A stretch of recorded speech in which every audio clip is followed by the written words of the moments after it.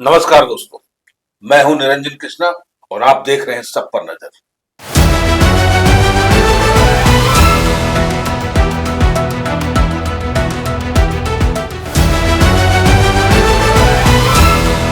इधर चुनाव प्रक्रिया जारी है और साथ ही आने वाली 23 फरवरी को मतदान होना है। उसी के साथ आज गिरिडीह नगर निगम के वार्ड नंबर 6 में प्रत्याशियों का भविष्य मतदाताओं के हाथ में है। किन मुद्दों को लेकर के प्रत्याशी मैदान में खड़े हैं, वर्तमान प्रत्याशी के कार्यकाल तथा भविष्य में जीते हुए प्रत्याशी का वादा, मूलभूत सुविधाएं, इन सभी के साथ वार्ड नंबर 6 से मतदाता अधिवक्ता रविकांत शर्मा के साथ खास बातचीत, प्रत्याशियों को लेकर के एक चर्चा और परिचर्चा जिसमें निर्णायक शायद जनता के लिए हो या जनता के भविष्य के लिए हो, जिससे कि वो सही प्रत्याशी चुनने में सक्षम हो पाए।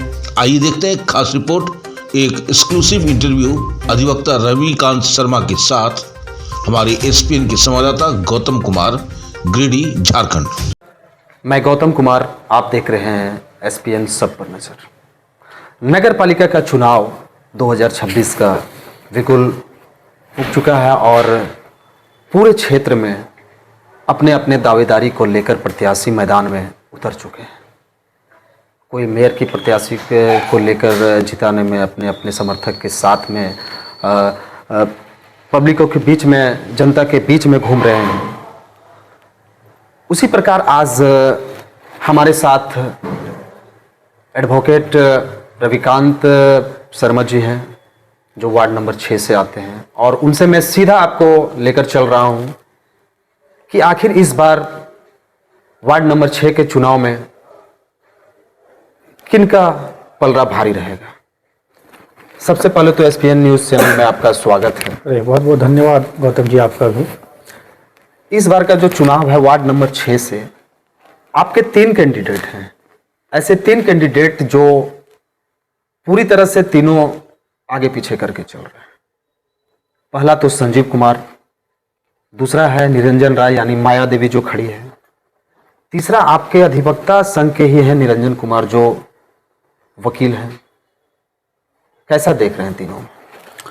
देखिए, पिछले कई साल से हमारे यहाँ पे माया देवी जो हैं हमारे वार्ड में हैं। तो माया देवी का अगर कार्यकाल देखे तो वो हमारे यहाँ आई भी थी, तो वो बता रही थी कि शायद 2 साल पहले ही जो है इन लोगों का कार्यकाल समाप्त हो गया और ऑन पेपर इन लोग जो है सिर्फ काम करते हैं, इन लोगों के पास कोई अथॉरिटी पावर नहीं है। तो अपना कंपल्सन जाहिर कर रही थी कि ये मजबूरी रहा जिसकी वजह से हम काम जो है आगे नहीं कर पाए। तो माया देवी का काम अगर हम देखें तो मोटा मोटी अगर मान के चले ओवरऑल तो ठीक ही है, ऐसा ख़राब काम नहीं है। लेकिन मेरा मानना है कि नए लोगों को अगर अपॉर्चुनिटी दें, जो लोग अभी राजनीति में उतरे हैं और पूरा उत्साह के साथ है, उन लोग अगर छोटी राजनीति में मतलब इस तरह से छोटी छोटी चीज़ों में अगर आते हैं और कुछ नया करना चाहते हैं तो उनको मौका देने का हम लोगों को लगता है कि उनको भी मौका दिया जाए। किनके बारे में कर रहे हैं? आपके ही संघ के एक निरंजन कुमार जी हैं, कैसा लग रहा है, वो क्या कर सकते हैं? हाँ, ये काफ़ी एग्रेसिव आदमी हैं और जोश से भरे हुए व्यक्ति हैं। मेरा मानना है कि 1-2 बार इनको, एक आध बार अभी जो है क्या होना चाहिए आपके वार्ड में इस जो 7 साल का जो कार्यकाल था, 5 साल चला, क्या लग रहा है माया देवी के कार्यकाल को? आपको क्या लग रहा है, क्या विकास का काम अगर बात कर रहे हैं तो आपके वार्ड नंबर 6 से क्या होना था, क्या हुआ और क्या नहीं हुआ?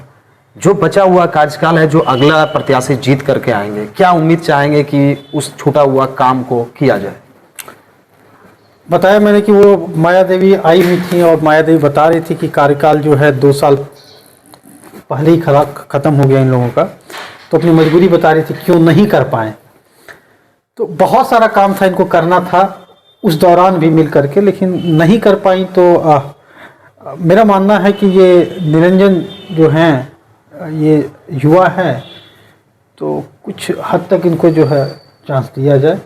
और जहाँ तक बात है कि इन्होंने अपने कार्यकाल में किया क्या, अपने कार्यकाल में किया बहुत सारा काम किया, लेकिन बहुत कुछ करना था। क्या बाकी बताइए ना, करना क्या है जो आगे करना अगले है प्रत्याशी से आप बिल्कुल, चाहते हैं कि बिल्कुल। काम हो? जैसे हमारे यहाँ पे क्या है ना कि जो ड्रेनेज सिस्टम है ना, हमारा जो 28 नंबर गली है वो ऊंचा में है और हमारा गांव घर जो है वो बहुत नीचे है। तो 28 नंबर गली में क्या है कि एक ही बार जो है अगर बरसात में पूरा पानी आता है तो ड्रेन बहुत छोटा है, तो सारा पानी जो है क्या होता है सड़क पे आ जाता है। और कई लोगों का घर, क्योंकि पुराने ज़माने में बना था, तो कई लोगों का घर नीचे था, जिसकी वजह से नीचे होने की वजह से घर में जो है बरसात का पानी घुस जाता है। तो ये सब अगर ड्रेनेज सिस्टम प्रॉपर होता तो पानी सही से निकल जाएगा। तो ये सब काम जो है अभी नहीं हुआ है, उसको करना बहुत ज़रूरी है। और प्रॉपर ड्रेनेज सिस्टम होगा तो सफाई अपने ऑटोमेटिक जो है हो जाएगा। हाँ, ये बात है कि अभी जो है वो कूड़ा को लेने के लिए जो गाड़ी है नगर निगम का, वो प्रॉपर रूप से हमारे यहाँ पे आता है, वो चीज़ तो हम देखें कि आता है। लेकिन लोग भी जो है अवेयर नहीं है, कचरा इधर उधर फेंकते हैं। लेकिन ड्रेनेज सिस्टम अभी जो है बहुत जरूरी है। नए काम को लेकर अगर निरंजन राय जी जो एडवोकेट हैं, अगर वो प्रत्याशी के रूप में जीत कर अगर आते हैं तो एक ऐसा काम बताइए कि युवा वर्ग के लिए क्या होना चाहिए नया, क्योंकि बहुत वादे तो अभी जितने भी हैं बहुत करेंगे, लेकिन धरातल पर जो काम होना होता है युवा के लिए क्या हो सकता है? देखिए, हमको बहुत ज़्यादा इन लोगों का जुरिस्डिक्शन कितना क्या कर सकते हैं ये बात हमको बहुत ज़्यादा पता नहीं, लेकिन जो करना चाहिए, जैसे कि देखिए अगर आप दिल्ली जाएंगे या फिर कोई और मेट्रोपॉलिटन सिटी जाएंगे तो वहाँ पे एक स्पेस होता है गार्डन वगैरह का, ताकि बच्चे खेल सके, है ना, और लोग जो है टहल सके, जो बुजुर्ग वगैरह है। हमारे यहाँ कॉलोनियों पे कॉलोनी बनते जा रहा है, सटा सटा। आखिर सरकारी जमीन रहेगी तभी तो बनेगी ना। नहीं, ये बात तो अपने जो हायर अथॉरिटी हैं उस पर रखें, ये बात बहुत ज़रूरी है, ताकि लोग जो है शाम को घूम सके, बैठ सके, बच्चे जो है खेल सके। आजकल जो है लोगों के पास जगह नहीं है, तो अगर सरकारी ज़मीन आप जो बोल रहे हैं, कई जगह पे सरकारी ज़मीन है, ऐसा नहीं है कि हर मोहल्ला में जो है आज सरकारी ज़मीन पड़े हुए है, वहाँ पे ज़रूरत है इनिशिएटिव लेने का। एक कैंडिडेट और हैं जो संजीव कुमार हैं, इनके पिताजी विनय सिंह इंजीनियर, बेटा भी इंजीनियर है, वो भी तो पढ़े लिखे हैं। उनका भी कार्यकाल भाजपा से जुड़े कार्यकर्ता हैं और प्रदेश सदस्य भी हैं। क्या लगता है राजनीतिक में अगर उनके बेटे आते हैं संजीव कुमार तो बदलाव कैसा रहेगा?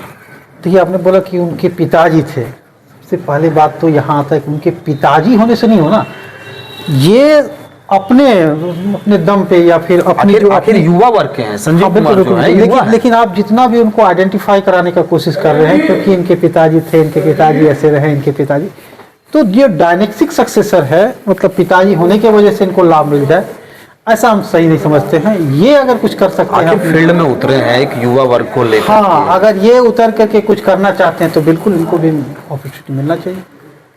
अगर ये अच्छा करने का इनमें अगर जज्बा है तो बिल्कुल इनको भी अपॉर्चुनिटी मिलना चाहिए। तो आप देख सकते हैं कि अभी मैं गिरिडीह के रविकांत शर्मा जी से मैंने मिला और इनका वार्ड भी 6 नंबर में आता है।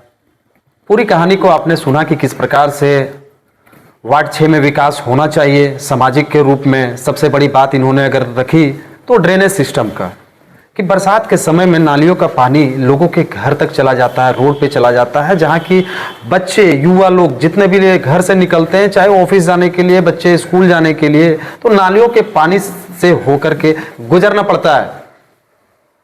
कैमरामैन अंगूर सिंह के साथ मैं गौतम कुमार, आप देख रहे हैं SPN सब पर नजर। धन्यवाद।